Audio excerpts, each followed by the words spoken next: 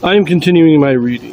What I'm doing in this series is to read through the entire standard works of the Church of Jesus Christ of Latter-day Saints.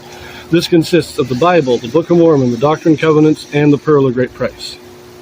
I am reading in a chronological order of events, not according to publication or volume, so I will be skipping around a bit as I move along. We continue in Jeremiah. This will be chapter 17. Captivity of Judah comes because of sin and forsaking the Lord. Hallow the Sabbath day, such shall save the people, otherwise they shall be destroyed. The sin of Judah is written with a pen of iron and with the point of a diamond. It is graven upon the table of their heart and upon the horns of your altars. Whilst their children remember their altars and their groves by the green trees upon the high hills, O my mountain in the field, I will give thy substance and all thy treasures to the spoil, and thy high places for sin throughout all thy borders. And thou, even thyself, shalt discontinue from thine heritage that I gave thee, and I will cause thee to serve thine enemies in the land which thou knowest not, for ye have kindled a fire in mine anger, which shall burn forever. Thus saith the Lord, Cursed be the man that trusteth in man, and maketh flesh his arm, and whose heart departeth from the Lord. For he shall be like the heath in the desert, and shall not see when good cometh, but shall inhabit the parched places in the wilderness in a salt. For he shall be like the heath in the desert, and shall not see when good cometh, but shall inhabit the parched places in the wilderness in a salt land, and not inhabited. Blessed is the man that trusteth in the Lord, and whose hope the Lord is. For he shall be as a tree planted by the waters, and that spreadeth out her roots by the river, and shall not see when heat cometh. But her leaf shall be green, and shall not be careful in the year of drought, neither shall cease from yielding fruit. So the first 4 verses are talking about the captivity again. You discontinue from thy heritage, I will cause thee to serve thine enemies. You're going to be taken into captivity. But then we have this treatise on you. If you trust in the arm of flesh, you will be like the heath in the desert, baked by the sun, parched. There is no life, no life-giving water.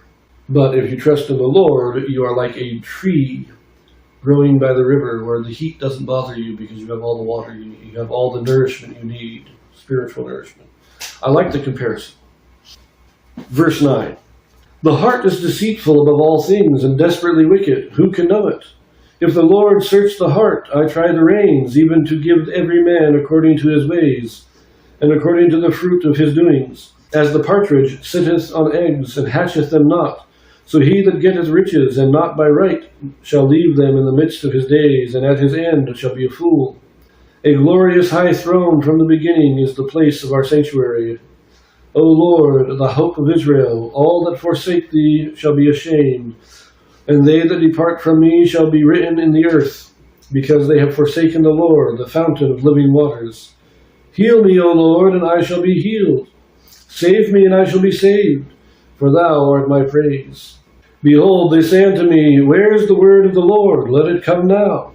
As for me, I have not hastened from being a pastor to follow thee, neither have I desired the woeful day. Thou knowest. That which came out of my lips was right before thee. Be not a terror unto me. Thou art my hope in the day of evil. Let them be confounded that persecute me, but let not me be confounded. Let them be dismayed, but let not me be dismayed. Bring upon them the day of evil, and destroy them with double destruction. So now we have Jeremiah's prayer. I think this whole thing from verse 9 on has been Jeremiah's prayer. And it's just saying, the Lord tries the verses 9 through 11, that could be the Lord. The Lord Jesus says, I, the Lord, search the heart. I try the reins. I test people to see if they're going to follow me, and if they don't, well, then the judgment comes on them. And then Jeremiah is praying, O Lord, the hope of Israel, all that forsake thee shall be ashamed. Heal me. He says, let your judgments be on them, but you know that I am a faithful man. Don't let your judgments fall on me as well. Protect me. Do what you need to them, but protect me. Verse 19. Thus said the Lord unto me, Go and stand at the gate of the children of the people, whereby the kings of Judah come in, and by the which they go out, and in all the gates of Jerusalem. And say unto them, Hear ye the word of the Lord, ye kings of Judah, and all Judah, and all the inhabitants of Jerusalem that enter in by these gates. Thus saith the Lord, take heed to yourselves, and bear no burden on the Sabbath day, nor bring it in by the gates of Jerusalem. Neither carry forth a burden out of your houses on the Sabbath day, neither do ye any work, but hallow ye the Sabbath day, as I commanded your fathers. But they obeyed not, neither inclined their ear, but made their necks stiff, that they might not hear, nor receive instruction.